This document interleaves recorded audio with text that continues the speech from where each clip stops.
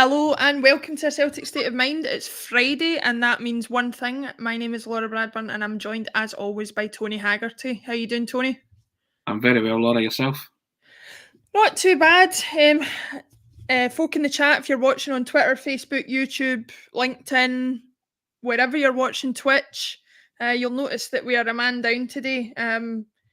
I don't know if Jim has been doing an Ismaili Asoro and been running about battering folk or what, but he's off the pod today. No, personal circumstances mean he can't be here today. Hopefully he will be back with us next week. But until then...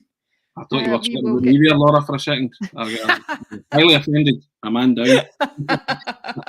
We will get it. Has been said. It has been said. We'll get into things anyway, and apologies for the slightly wonky layout. We were obviously want to have our sponsors on the screen, and I don't know, technology, Tony. What can we do about it? We can't get our formation right, which is a topical point of discussion. But again, we'll get into that. Before we do that, though, I just wanted to show something off, Tony. I think you might like this. My mother gave me this last week as a wee keepsake. Look at this. Check this out. Oh, very, very swish. Very nice. That is my mother's original Celtic supporter scarf from, not to give my mother's age away, but we're talking late 1960s, and that is the original. So she sort of gave that to me as a keepsake, and it will remain so. I don't think I'll be taking it to Celtic Park with me anytime soon. I don't want to spill any Bovril on it and whatever, you know. Top souvenir. But we'll fast forward from the late 1960s all the way up to present day, and last night in particular, the game that everybody wanted to happen, Betis against Celtic, finally happened last night, although... for obvious reasons, Betis couldn't wear their famous green and white and were wearing blue instead because of their lack of variety in our kit colours, I suppose. But there are more important things. We'll start off on a positive note, Tony. Yeah. The first 20 minutes, first half an hour, for me, one of the best first 20 minutes I've ever seen us play away from home in Europe. I thought it was a fantastic start. I couldn't believe what I was watching. What did you make of it? I wrote a column on the Celtic Way saying for the first half an hour they looked like world beaters, and they did. With a makeshift team, and then reverted to type and looked like panel beaters after that. You know what I mean? So defensively, but no, the first half an hour. I mean, they came out the traps and they were absolutely sensational. The first 20 odd minutes, you know, first half an hour. So credit to them for that. But again, circumstances dictated what happened after that. You know, so. But yeah, that was. I mean, that it's a long time since you've seen Celtic start like that. You know, maybe Milan when they went 2-0 up against Milan in the San Siro, but they didn't play like that. You know, they did go 2-0 up in Milan, granted, but they never played the way like that. Let's be honest. But yeah, and that's what's the most disappointing thing about last night: the fact that they started like a steam train and couldn't capitalise on it. I think for me watching it, it was I thought. It was a combination of things. We were definitely hyped up from whatever Ange had said in the dressing room. We were out to get them, and I think they were sleeping at the wheel a little bit from the start. I don't think they expected us to go for it from the off, which, to be fair, I think when you're the home team in Europe, you don't expect the away team to come out and go for it the way we did. But, you know, we're sitting 2-0 up after, what was it, 20-odd minutes? 27 minutes, I think, yeah. Yeah, and you know, it all seemed to be going so well. You know, like the Ajeti was finding lots of space, working hard. Jota was getting a lot of joy out in the left-hand wing, the right-hand side, I should say. He was cutting in an awful lot. Jota was one that I wanted to highlight specifically. I know things went a bit awry, as we'll go on to later on in the game, but he was an absolute joy to watch. You know, finding the space and taking players on, wasn't he? Listen, I thought he was one of the bright lights last night. Had a really good performance. But I will caveat that by saying he had a glorious opportunity to make it 3-0. Mm-hmm. And somehow went for a dink when I thought maybe a thunderbolt, but, you know, or just hammer it would have been the better option. You know, because chances like that at this level, they have to be taken.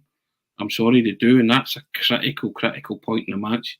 Celtic go 3-0 up, then That's a big call and a big ask for Real Betis to come back into it. And again, I thought he was very good, and I think given time, more game time, he will be a wonderful asset for Celtic moving forward.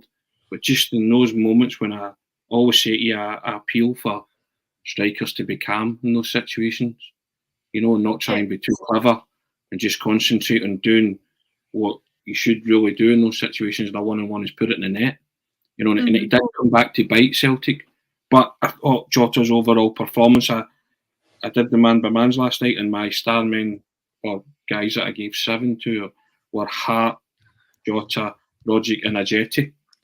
I thought those 4, in particular, were the better performance for Celtic on last night. So I was particularly impressed with Jota, and a better end product, and he'll be a wonderful player, I think, moving forward. It's always the thing about these wide players that you worry about. They're very often very good about taking on players and beating players, but the end product is where they can sometimes let themselves down. And like you say, hopefully if that improves, he'll be a fan favourite at Celtic Park. One of the ones that gets on the ball and gets you out your seat when you're watching him. Just before we move on to the rest of the match and what transpired, looking at your other star men, I'll start with Joe Hart.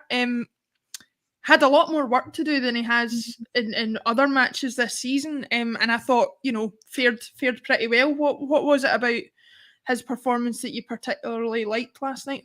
I think he had a couple of brilliant saves. The header from the corner was a brilliant save. That to me was vintage Joe Hart. That's what he brings. And I think his concentration levels are spot on. The Ross County save on Saturday. That was another pivotal moment in the match. When he had nothing to do up until that point, then throws himself, to his left and pulls off a great save. You expect him to do it. That's what he's there to do. But he just instills confidence.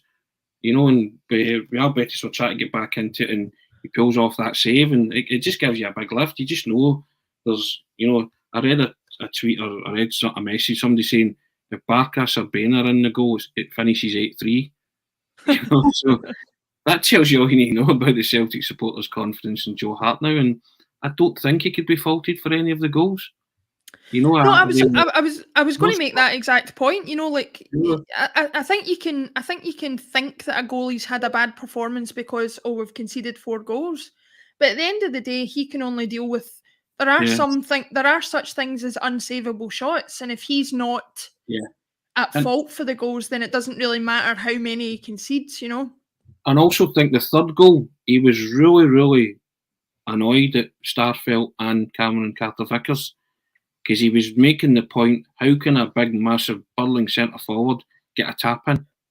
One of you pick him up. I think that was the gist of what he was saying. The guy's hardly inconspicuous, and he ghosts, and I mean ghosts in between Starfelt and Cameron Carter-Vickers. So Joe Hart was saying to himself, come on, that you're leaving me, you're leaving me exposed here. It's a bread and butter cross into the box. You know what I mean? Shouldn't come in the first place, but we'll go into that. But you're relying on 2 big guys to pick up their big guy. Again, I'll go back to Ibrox. Do you want to get the big guys that are coming in to plant the ball in your net? How's about marking a centre forward that wants to plant the ball into your net? And I think that's what Joe Hart was.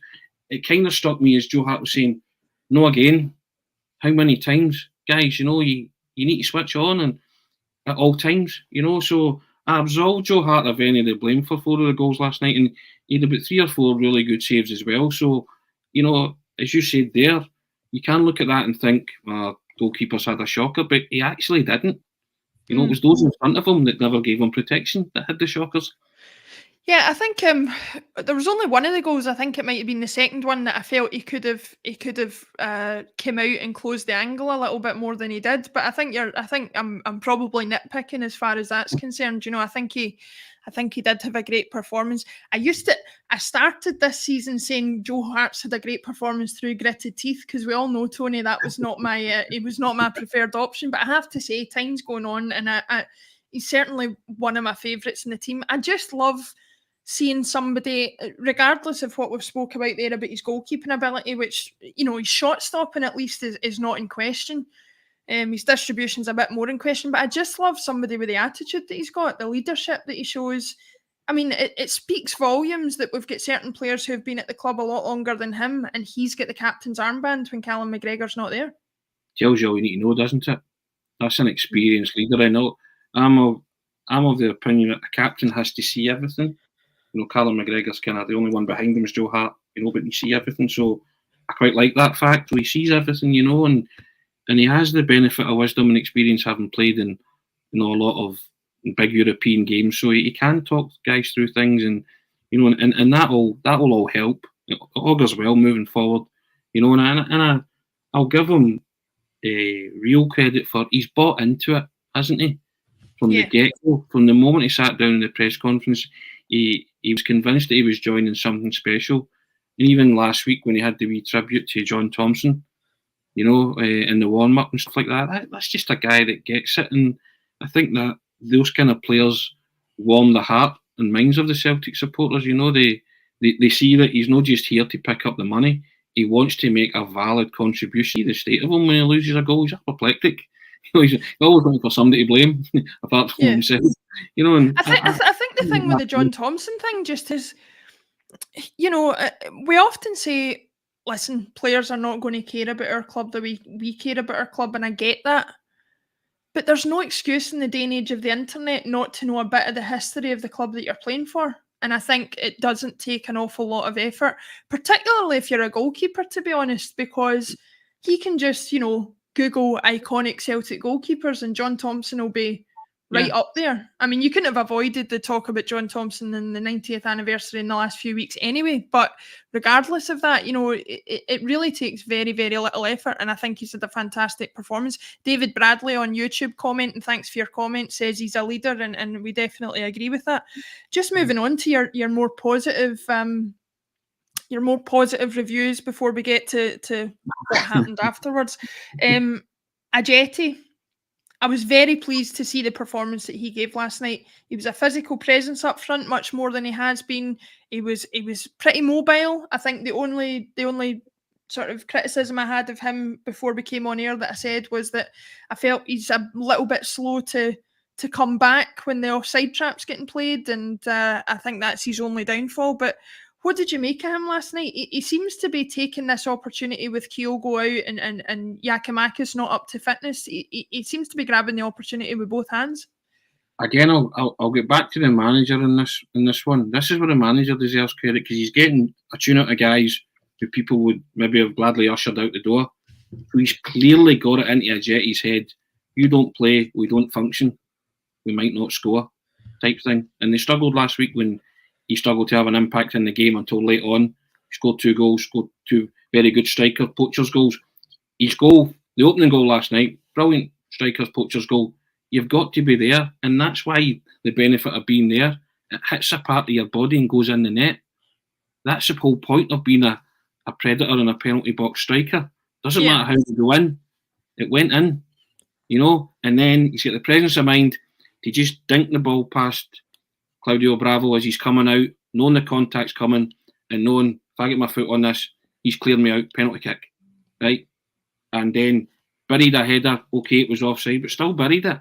It was offside, clearly offside, so I'm not disputing that. But the manager's giving him some kind of, renaissance, let's say it that way, by handing him this opportunity and saying to him, look, you have to be a main man. And he's took that mantle on board, and I agree with you. He ran about last night, which is not something that I'd seen from the previous Ajeti. And nitpicking the slow to come back and stuff like that. But I guess he's getting used to this position as well, where he's going to have to put in a lot more energy and run about a lot more in his shifts, and he's embraced that. And that's all the Celtic supporters want to see. And he's also added a couple of goals to his armoury as well. So good on him and fair play to him. But I think that's really good management to give Ange credit for that too. Yeah, Kieran1888 on YouTube says that Ajeti seems to have been anged compared to last season. So he definitely agrees, and we'll also leave we'll leave Russell Boyce and Charles Sweeney in the comments, our very own Russell Boyce, to their bromance that they're having in the comments, saying hello to each other. So hello to both of you, and thanks for watching. I think Ajeti, it's funny that you say that about him being in the right place at the right time, because a striker that I always think about when I think of that type of striker is Filippo Inzaghi. And now I'm not comparing Ajeti as a player. I think he's probably got or should have more to his game than that. But, you know, people used to slag off Inzaghi playing for Milan, you know, that he was on the end, he had fantastic to stick a toe on it. That it's as important a part of the move as anything else. Do you not think so? Yeah, there's that wonderful quote about Inzaghi, isn't there, that he was born offside? Yeah. Legendary quote, which always tickled me, always made me laugh. If you're a striker, you have to be in the right place at the right time. You know, that anticipation of where the ball's going to be, you know, you cannot teach that. That's instinctive. And I think that's Ajeti's thing. He's instinctive, because his 2 headers were instinctive last week. Yet he'd have won a 1-on-1, and he hit a powder puff shot, taking into the goalkeeper's arms. I think some strikers, see when they've got time to think, it's the worst thing that can happen. See when they just do it instinctively, bang, it's in the net, because there's very little thinking time. See if you give someone like Ajeti thinking time, they overthink it, and then don't concentrate on what they're meant to be doing, put the ball in the net. You know, whereas, you know, the cross come over from Abada last week, there he was with a header, bang, the ball fell off the crossbar, bang, header. You know, these are you know, that's the difference from sometimes with strikers. You know, Kyogo's a different kind of striker altogether as well. So and Giacomakis will be different. So it's a good mix, but I'm liking the new Ajeti, the one that's been anged. You know, and long may that continue for him personally as well. I'm delighted for him getting a wee run in, and he's shown what he can do. And I think a lot of Celtic supporters' attitude towards him might change now as well. I hope so. You know, and the thing is as well, like, I know he was a lot of money, but it's a squad game at the end of the day. This is a squad game. And for every Furuhashi who's banging in the goals, and hopefully Giacomakis that is the same, you do need somebody who's perhaps not up to scratch but is able to come in and do a job. And if Ajeti's good enough for that, then yes, it's perhaps an expensive option for that, but, you know, I'll take it over him being an absolute dud as he's looked previously. So thanks everybody for watching, commenting on Facebook, YouTube, Twitter, Twitch, loads of different places. I see loads of people talking about the negatives of last night's game, which we will get to, because every time we talk positive, we're being too positive. Every time we talk negative, we're being too negative. We're trying to strike the balance here, guys. So give us a break. Apologies if anybody's seen any problems with the stream or anything like that. I don't think Tony or I are recognising any breakup in the stream, so it must be something external to us. If you are having any issues, then we apologise for that, but unfortunately that's out of our control. Red Scotland disagrees with me on YouTube, says Ajeti has never looked like a dud to me, Laura. Never. Now that might be sarcasm, Red Scotland. I don't know. It's hard to tell when it's written down, but I'll take your word for it anyway. Tony, we will get on to the slightly more negative side of the game now. The first thing being, and I saw a tweet earlier from Moravchik67. It was shared in our group chat, and he listed, I don't have it in front of me, but he listed numerous times where we've conceded multiple goals in a less than 10-minute period over the last few years. Yeah. So it's not just an Ange problem, it's a Celtic problem. We did it again last night, conceded 2 goals very quickly together, another 2 goals later in the game very quickly together.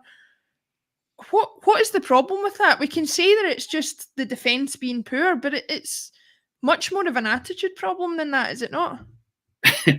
If I knew the answer to that, I'd probably be the Celtic manager, Laura. I'm here if not to offer the impossible questions and then just sit back and watch you try to answer it. Yeah. Listen, it's certainly not an Ange problem, right? But we seem to... Why do we not have a problem getting into a lead, but the problem is shipping it?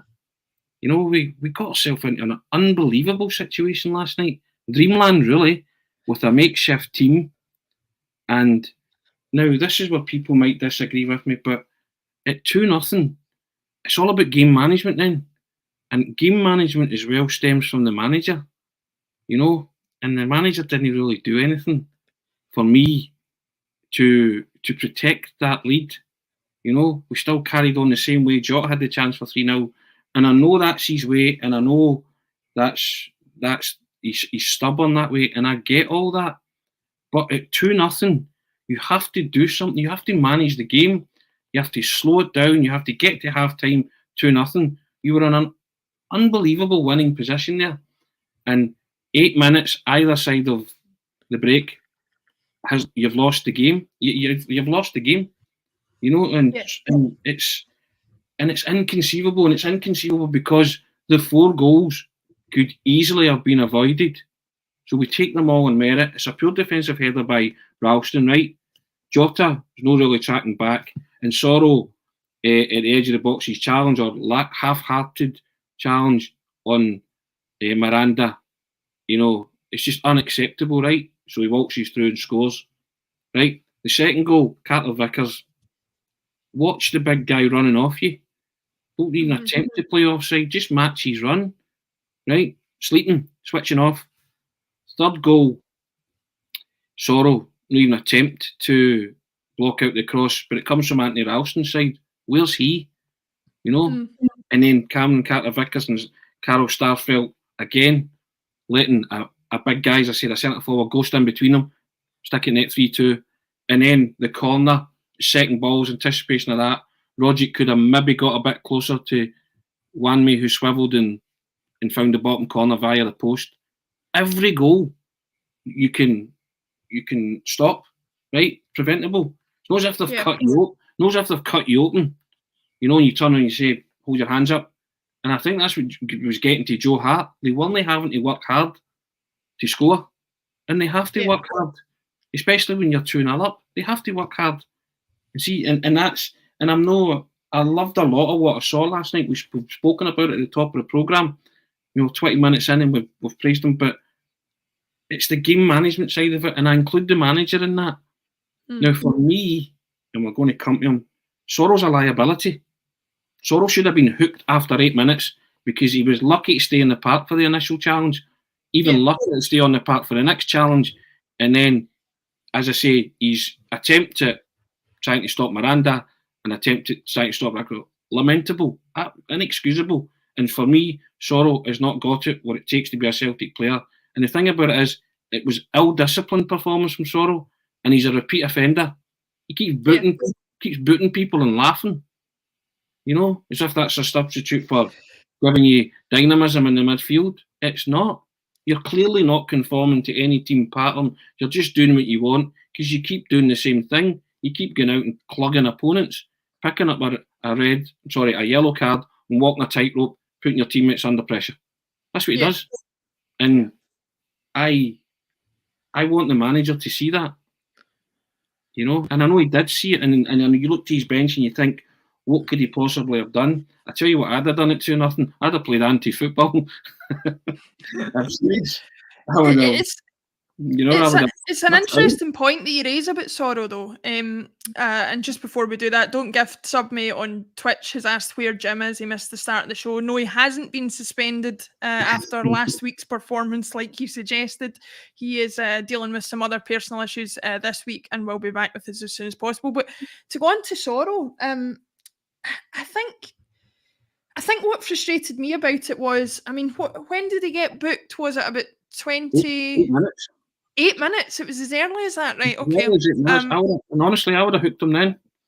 Well, this is the thing. You said there, you know, I want the manager to see it. I'm going to give Ange the benefit of the doubt and say that perhaps he thought, I'm not hooking him after 8 minutes. However, there's a bit of me that thinks you can't take the risk when the initial challenge, as you said, and as we said before we came on air, to me, the initial challenge, if that had been a Betis player on us, I'd have been shouting for a sending off because it was studs up. Right. It was, it could have broken the guy's ankle for me or broken his foot. And I don't think I'm exaggerating in saying that. I'm sure a lot of people will think that I am. But then after that, he's barreling in behind folk. He looks as if he actually doesn't know how to commit a proper tackle. And you're in a situation where if that's the main part of your job in the team, if your job is the Neil Lennon role or the Makalele role or whatever you want to call it, where your main job is to break up the attack, but do it in a way that doesn't get you in any bother. The minute you go into a yellow card, he's not even get that option later in the match of going, oh, well, I'll take a yellow card just to stop this counter-attack. You know, like plenty of times we see that type of thing where it's a foul that everybody's aware of. You know you're taking the yellow card, you're taking one for the team. He completely left us out of that option. And I just thought, the more that I see him, the more I just think he's just battering about having a laugh. And if I was on his team, I'd be going, what are you doing? What are you getting us into bother for when we don't need to? Laura could have got sent off for the second one and put his team in real bother, which is why I would have taken him off. Because I knew he had that in him again to go steamrolling into somebody, and he did it, and it was only the leniency of the referee that he stayed on the park, because Betis were crying, screaming for him to be sent off, and he should have been sent off. You know, and I just don't think that the penny's no dropping with Sorrow, and I don't think Ange fancies him either, but needs kind of, it was a needs-must situation last night, but he just let him down. From 8 minutes on, he let him down. And I say to myself, you can't have that ill discipline in your team. And I say to myself as well that I don't think he'll ever make it as a Celtic player, and certainly not the way Ange wants to play football. And if that's the case, then he shouldn't have been anywhere near last night, because he did put his team under pressure, and he did it from very early. And we've watched Sorrow many times, and it's the same pattern, isn't it? It's just the same pattern on repeat. And clearly there's a penny not dropping, or he's just playing for himself. There is no team ethic in him, you know. And as again, using that running about kicking people as a substitute for energy and getting wired in, nah, not for me. I'm sorry. Yeah, and I think well, I'm going to put this to you. I'm going to play devil's advocate, Tony. I am twirling. I'm twirling both ends of my, well, I hope imaginary moustache. I'm sure people in the comments will tell me if it's imaginary or not, right? Beaton is not a good central defender. We all know that. We all talk about the meme or the joke that has become Beaton playing at central defence in the Champions League qualifiers. His original position when he came into the club was a ball-playing defensive midfielder who, to be fair, when he did come into the club at first, looked like he had a bit of quality in that area and could put his foot on the ball and calm the situation down. Do you think he's a better option than Sorrow going forward? If we, you know, we've got a few options at centre-back now. We don't need to rely on Beaton as far as that's concerned. Yeah. Do you think putting him back in the midfield is perhaps an option that's better than Sorrow? Well, you know, your revisionism tells you it probably would have been last night. But I mean, Ange could have done a couple other things as well. Could have brought on Liam Scales. Liam Scales has been playing and is up to speed, you know, and you could have put him, you know, in his natural position and moved somebody forward. And you still had defensive midfielders, if you get what I mean. You were protecting, or you were trying to protect a 2-0 lead. So these are all things that players have a natural position for a reason, right? So when Celtic go 2-0 up last night, your thought is defend this lead. So bring on defensive-minded players. I know it might go against your nature, but you know you were in a wonderful position with a team that you looked at and thought they might get cuffed, you know, and they didn't. They played above themselves for half an hour, and everything went your way. Everything was spot on, and you get yourself into that dream position where you think you could actually win this. So the very least you take from it's a point, isn't it? You don't go home with nothing. You don't go home with nothing having scored 3 times in Spanish soil. Yeah. You know that, and that's what really frustrates you, because there was some wonderful things about last night, but see, when it comes down to it, see what undid is game management from the manager and the players in basic elementary defensive mistakes in 2 8-minute periods that saw you shoot yourself in the foot, you know? Yeah. And you just think to yourself, that was another winnable game. Mm-hmm. It was. Well, here's a question for you before we move on to looking at the Livingston game on Sunday and the weekend ahead. And I also want to talk to you a little bit about the ongoing situation with our lack of a CEO, because I know we haven't had a chance to discuss it on the Friday show as yet. When we meet them back at Celtic Park, I have to say I didn't fear an awful lot from them. I know they scored 4 goals against us, but I think the way we cut them open in the first 20 minutes, if we combine that with a Celtic Park crowd, I don't particularly fear them coming. I could see us getting 3 points, and that might be a little bit naive of me. And that, I think, is what's frustrating me more about last night's performance. I felt we matched them. We went toe-to-toe with them, and that is despite, let me just pull up our big boss man, Paul John Dykes, in our chat this morning was having we were having a bit of a back and forth. It was actually a really interesting discussion about the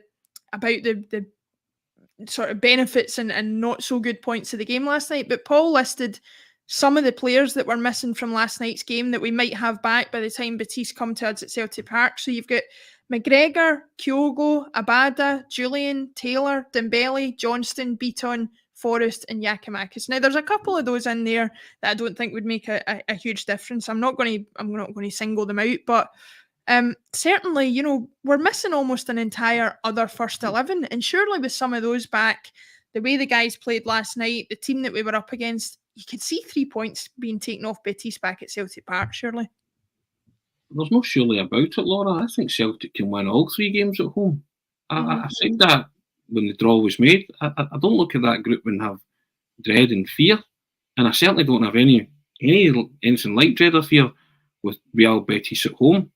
What I said was I expected Celtic to probably beat all 3 and take something on their travels, and last night was the ideal opportunity to take something on your travels. You know, and the Martin O'Neill's first campaign, they won the 3 at home and got, you know, and still didn't qualify with 9 points by virtue of the fact they never took anything on their travels. You know, you'd hate to think that this would turn out to be something similar, because the strapline says it all. Was defeat a missed opportunity, or does it offer promising signs?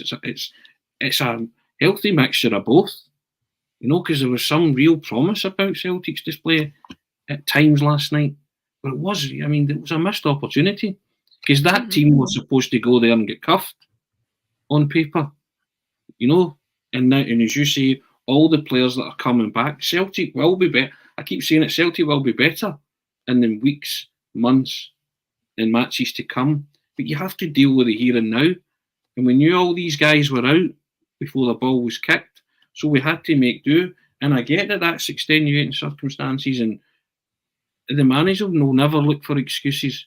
You know, he'll never ever say that. You know, he was dealt a rough hand, but you know, we didn't make the most of that, even if it's a rough hand. You know, because you manoeuvred yourself into a winning position, and from that winning position, we've managed to make a pig's ear of it again. It's just a recurrent theme, and Celtic supporters are, you know, they can't put their finger on it, and a succession of managers can't put their finger on it, and it's troubling more than anything else. You know, It's troubling, but to make you feel a little bit better, and thanks for everybody watching on Twitter, Facebook, YouTube, Twitch, LinkedIn. There's a bunch of places you can catch us. David on Twitter says he believes that we can take 9 points at home from the group as well. So he agrees with you. Maravchik25 on YouTube's commenting that although we're missing a lot of players, Betis are apparently missing 6 first-team players as well. So, you know, it could be a different prospect for both games, but like you say, we have to deal with the here and now and what we've got going forward. So it'll be an interesting return leg, if you like. I know it's a group scenario, but it'll be an interesting return game when they do come to Celtic Park. But looking ahead or slightly closer in the future to the game at Livingston, we've talked the last couple of weeks when we were looking ahead about the Tony Macaroni being a bit of having a bit of a hoodoo over Celtic. We don't tend to do very well there, and we tend to come a cropper a few times in the years that have gone by. Based on our away performances this season and the position that we're in, whether we will or won't have certain players back, how do you see things going on Sunday against Livingston? I'm still expecting the green shoots of recovery, Laura. I fully expect Celtic to go there and win. And I'll maybe even take it further and say I think if they can play anything like they did in that first half an hour against Betis. They could win quite convincingly for once in Livingston. I really do. You have to give them some credit for the way they did perform against a quality side last night, and as much as we focused on the negatives there were some things to really be positive about last night, and you touched upon it. They cut them open in that first half an hour. They really did cut them open, and again, that's with a team that isn't normally going to be your starting 11. So I think if the players are, they have to take confidence from that. Certainly, that they went toe to toe for long periods with a right good team. So yeah, and I think they now have to, start believing that it's not a mental barrier that they can't win away from home. So what better way than to shake off that or get that kind of hoodoo out the road and go and win convincingly on Sunday against Livingston. Go and put in a similar type performance, the way they played in the first half an hour, and then maybe the way they ended the match, because they came on strong a wee bit at the end as well. And Anthony Ralston gets a goal, and for a few seconds you thought could get a point out of this, but game management, Betis sort out, you know what I mean? So you're back to that old, but it was a game of fine margins, but if you defend the way Celtic did, then is it any wonder you're conceding that amount of goals? You just can't do that at any level.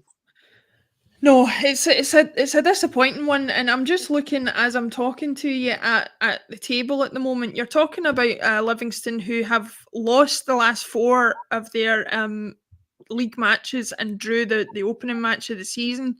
They have, not managed to score an awful lot of goals. They have conceded an awful lot of goals. I think they've only scored 2 goals and they've conceded 9. So we're in a situation where, if we're going to get an away victory against anybody, it's going to be them, because they really have started the season poorly. Looking at one player that I'm interested to talk about, Georgios Giacomakis, I would like to see him ready to go for Sunday. I don't know if that's going to be a possibility. I don't have any information to tell me otherwise, but it's a bit of a strange one, don't you think, that he's not come in and been ready to go? I've been talking to a few people on Twitter and things like that, and sort of saying, what has he been doing the whole pre-season if we're in a situation where he was signed, however many weeks ago it is, and we've still not seen hide nor hair of him yet? It baffles you, doesn't it, that you would sign a striker who's not first team ready and fit and ready to go. That kind of baffles me, why you bring a guy in and we say, but it's going to take him weeks to get up to speed. This man's a professional athlete. You know what I mean? So even if you're not playing, surely you're ticking over or you're keeping yourself fit. So I would, again, that's on the question I would like answered, Laura, as well. Why is Georgios Giacomakis not ready to at least feature at some point on Sunday? No, maybe come off the bench. Because like every new signing, supporters are desperate to see what they can bring to the table. They've watched all the YouTube clips and, scored a variety of decent goals. So now you want to see him. So where is he? Where's Georgios? And like you, I would like to see him, and I'd like to think that he's not far away from being included in the, in Celtic squad for Premiership matches at least. Because if he's not, then why did they buy him? Yeah, I'm seeing a few folk in the chat saying he's as much as. I didn't see Ange's press conference this week, but there's some people suggesting that Ange has said he's as much as 3 weeks away from fitness at the moment, which 3 weeks. I find a little bit. I would have thought, fair enough. I know match fitness is a different kettle of fish altogether, but I'd have thought there'd be a certain level of fitness that he would have kept up over the summer in this modern day and age, that he would never be 3 weeks before he can play a game of football. But, that's maybe naivety speaking on my part. Looking at the other positions and things like that, how much did we miss Callum McGregor? And if he comes back in, hopefully we can see see the benefit of. He's suffered a little bit from the James Forrest syndrome, I think, of some people thinking that we can do without him, and then we do without him, and you see exactly what it is that he brought to the team. We lost one heartbeat of the team in the summer, and that was Scott Brown. And when you replaced it with another beating heart, Callum McGregor, and if Celtic supporters don't know what Callum McGregor brings to the table, then I'm sorry. You only need to look at last night to show what you were missing. I wrote a column in the Celtic Way last week or the week before saying if Callum McGregor gets injured, Celtic are stuffed, and it's come to fruition. One game without him, and they lose goals that he would have been there to help shore up. He would have just his presence, and even at 2-0, they could probably have gone on and managed that game. He would have been an inspiration. He would have helped. So he was sorely missed last night. Sorely missed, and you're now appreciating Callum McGregor's worth. I think most Celtic supporters will appreciate his worth and what he actually brings. And he's quite an unassuming captain, but he's took to the role really, really well. And even that just taking the ball from the defence and playing that pivot stuff, it's changed his game, but no complaints. He's not spat the dummy. He's not said to the manager, I don't want to do this. It's a wholehearted player who loves the club and loves the fact that he's now seen as a linchpin in that team, which he is, and you remove him from that team, you remove a bit of the heart and soul of Celtic, and it was more evident last night than ever. Having said all that, I think everybody agrees that he's perhaps been overplayed the last few years. There's perhaps I personally think that Ange knows that. And that's why we've seen him being getting taken off in games. We never used to see him getting substituted. And although it was said that he had a knock and missed the game last night, again, that might be management of his condition. I think we're going to have to play a lot more games without Callum McGregor this season than we have done previous seasons. And to be honest, I think it's absolutely justified. Do you think we can manage enough without him in the games that we are going to miss him to still keep up our performances, or do we rely that heavily on him that every time we're without him we're going to struggle? I'd like to think not, but on the evidence of last night, you would have to say that what you said, the latter part of that sentence, is probably going to be true. But this player's played an astonishing amount of football in the last 5 or 6 years.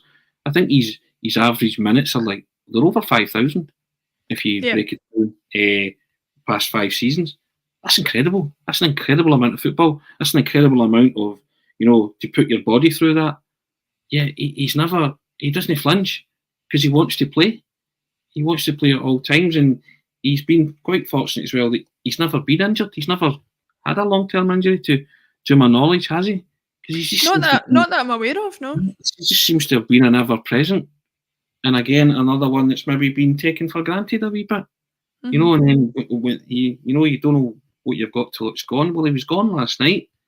And what a big hole Celtic had in that midfield. Just his presence is inspiring. Again, another one who just gets it, just knows what it, and knows his role.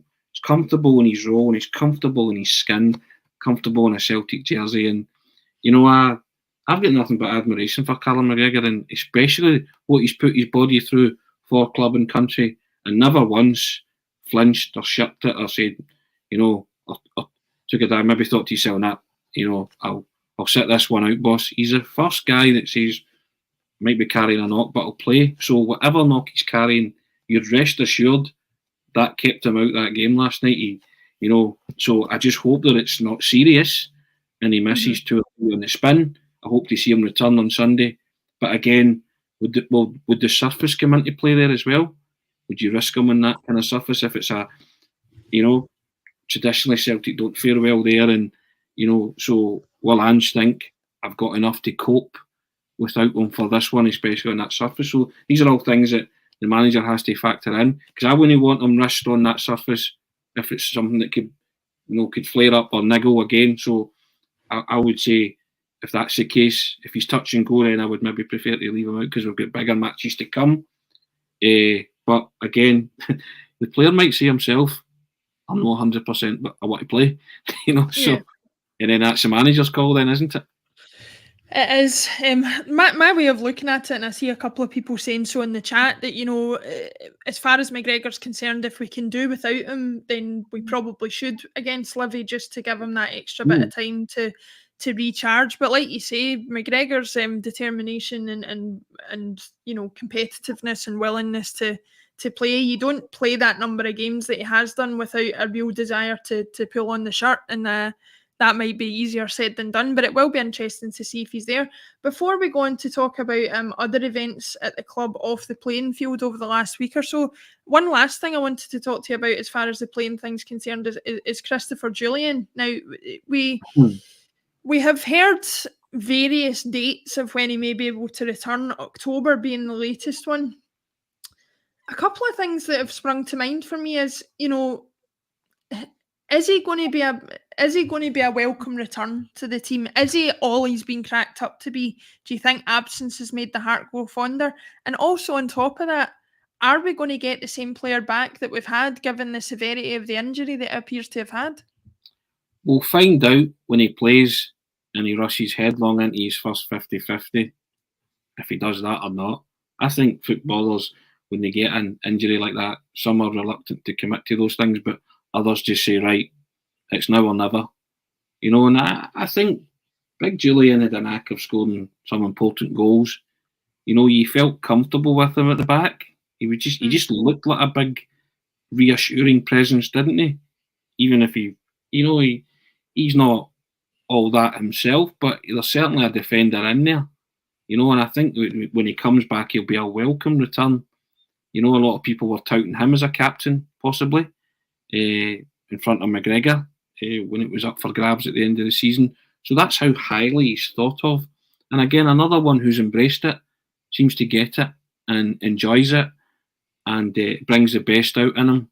So we'll soon find out. But like you, I think everybody's just interested to see if he will be the same player or a shadow of the player that he was before he got injured. And let's not forget, he clattered that post at some rate of knots. Yeah, in the TV screens when you watched it, you heard the thump. It's pretty nasty. And with knee injuries, I don't think you leave anything to chance. This guy has to be 100% fit, or you run the risk of wrecking someone's career. So I know it's taken long, and people, it's the uncertainty of August, September, October. Christopher Jullien will return when he returns, and not before, because you want him to be 100% fit and ready to throw himself headlong into the demands of this season. You don't want him to come in for a couple of weeks and then suffer a setback. So I'm quite happy that Celtic seem to be treating this with the reverence that it deserves and not wanting to throw him in because it's a needs must. And so I look forward to seeing him back, and I hope if he can recover and rediscover the kind of form that he showed before he was out, then Celtic will, will win a watch, because I think he's still quite an accomplished big defender, and he will be a towering and reassuring presence at the back of the pack, which is still needed in my opinion. Yeah, I hope so, because I think even for his own sake and for his personal sort of mental well-being and things, I hope he can get back to full fitness and deliver us a couple of good seasons off the back of this injury, because what you don't want to happen is for such an unfortunate event as what happened with the clattering in the post to be the last that we see of him. Hopefully it won't be. So all the best to Christopher Jullien, and hopefully he's back playing in green and white soon. To close out the show, Tony, I was trying to think back before we came on today about exactly when Dom Mackay's departure was announced, and then remembered that I did the emergency reaction podcast with our very own Paul John Dykes only a few hours after I'd been on the bulletin, so I hadn't really had a chance to discuss it with you. I know you've been on the Monday Club this week, so there will be some people watching who've seen your thoughts, but for anybody who usually watches on a Friday, and we thank everybody that does, What were your thoughts on it? I'm interested to hear it because I've had a lot of time to reflect this week, obviously, after the initial reaction that we had. I actually personally don't feel we were far off in some of the stuff that we said, even though that we don't have much more to go on. But what were your first reactions to it, and where do you think it leaves us at the moment? My first reaction, and I said it on Monday, was that I genuinely wasn't really that surprised by it. You know, and Paul John said to me, you know, and we asked about Peter Lawwell leaving, and my reaction to that was, has Peter Lawwell left? That's what I said. Those were my words. I just kind of left it in suspended animation. You know, it's just such a strange one, isn't it? 72 days, you know, and I also said that anything now is just conjecture and rumour. And the only person that knows what happened is Don Mackay. And because he signed a non-disclosure agreement, the truth will out maybe further down the line. But he's the only one that can nail this in any shape or form. And true to form, you know, we did say that there's a narrative coming out from Celtic, because that's what happens when these things break, that certain journalists who have access to certain information will write certain things, and that narrative comes out. So you read various things, you know, so you try and join the dots and read between the lines, but it's not long for anyone to be in any kind of position. And, you know, everybody was saying it's the old board being anti-modernisation. I don't know if that's true, but that's the wild speculation that's going around, isn't it? You know, and that was Don Mackay's big buzzword when he sat beside Ange, going to make Celtic a world-class club and modernise the whole, you know, the whole club, you know, off the field. You know, so sadly for him, it's not come to fruition. He won't be the man to see that through, and it's always sad when somebody leaves their job, but I think his departure has thrown up more questions than answers, hasn't it? Yeah. And I've said before, you know, fans don't care about these things if you've got a successful football club. You know, Michael Nicholson came in as the acting CEO, and I joked on Monday, I shouted, "Who are you? Who are you?" You know, because I didn't know who Michael Nicholson was. Why should I? You know? His face wasn't even on a banner, so...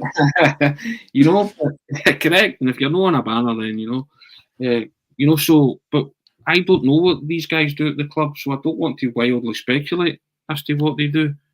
What I can say, I said, you know, the most important people at the club are the manager, players, and the supporters, and always will be in my eyes. I genuinely, board figures don't interest me unless they're impinging on the success of the football club, which is why last season we get so annoyed, because we felt that those guys didn't arm the manager to have a full tilt at the 10. But in general, if you're a successful club, then you should only see your CEO once or twice a year when they're announcing the figures. Things like that. You know, they don't have to put their head above the parapet. Because if they stick to what they do best, then, you know, a club like Celtic should run pretty smoothly, shouldn't it? I think, off the field. But it just always seems to be these petty boardroom squabbles involving certain members, and, you know, and it's things that maybe I don't understand. So I would stay out it in that kind of sense, you know, because I not that I don't know what I'm talking about, but you might be wildly off the mark, you know. But you can still criticise people when you don't feel that they're doing their job which is for the betterment of the football club and the success of the football club. Yeah, I think it's I kind of agree with you in that the timescale of things was a little bit shocking for me, but I wasn't overly, you know, bowled over by the fact that I heard the news. I thought Don Mackay, you know, personally, I don't really want to hear too much from a CEO if he's doing his job correctly, but it was clear when Don Mackay came in at the start that he was willing to be the face of the football club and was doing a lot of public gesturing and grandstanding and that kind of thing. So for it to go from that to as quiet as it did, you know, you did wonder what the change had been. And like you say, we're not here to... We did do a bit of speculation on the reaction pod last week, because I think to be honest. You know, we're a fan podcast, and that's what we do. Yeah. We are none the wiser, but what we do know is that we're in a situation where we are a little bit rudderless. At the very least, we've gone back a few steps because we've appointed somebody who was already in under the old regime. Now, perhaps I'm doing Michael Nicholson a disservice. Perhaps he's got new, fresh ideas that Peter Lawwell didn't have. We may never know that. But leaving all the speculation aside, as we want to do, where do you see us going forward in the current situation? I've not heard anything about them actively looking for a CEO. I've not heard anything regarding, you know, what the plan is going forward. Perhaps they won't share that with us. Where are we at? And do you think we're going to see any major changes at the top before the end of this season? Well, the one thing I did like was Ange made a point of mentioning Michael Nicholson and said he got on well with him, which struck me as being a good thing to say. You know, that the two of them could work together as long as he leaves Ange to do the football thing. And I think that was kind of Ange's, you know, Morse code for saying, I'll do the football thing. That's on me. You just do what you do, and I'll not interfere as long as you don't interfere with me. You know, so I think that was a kind of wee shot over the bow instead of saying, "Yep, like this guy, we've had good discussions. You know, I'll work with him because I'm just not bother with these things either. I don't think he's a training ground manager. He's never happier when he's on the training ground with the players and being involved in football matches. Ange doesn't want drawn into squabbles, you know, because he was asked a question after the Ross County game about the boardroom shenanigans that happened Friday and Don Mackay leaving, and I think his response was, if you think my focus was on nothing other than the Ross County game, then you don't get me at all, which I loved. I thought, brilliant. You know, get a real kind of statesman as your manager, you know, a real confident, you know, talker as well, you know, great public speaker and just handles everything with dignity, you know, the way you want a Celtic manager to behave. Now, he's not stupid. He knows he has to work with people upstairs. But as long as the people upstairs don't impinge on his job, then he's like you. He'll see them when he needs to. You know, and the relationship can be fine. It can be cordial. It can be whatever. But if you don't annoy him, he'll not annoy you. If you get what I mean. You know, and it's up to Celtic then to appoint these people and get it right. You know, it's not up to Ange. You know, Ange might have to go to them in January and say, I need money for X amount of players. So there has to be a relationship there, you know, and it has to be, you know, it has to be a good one.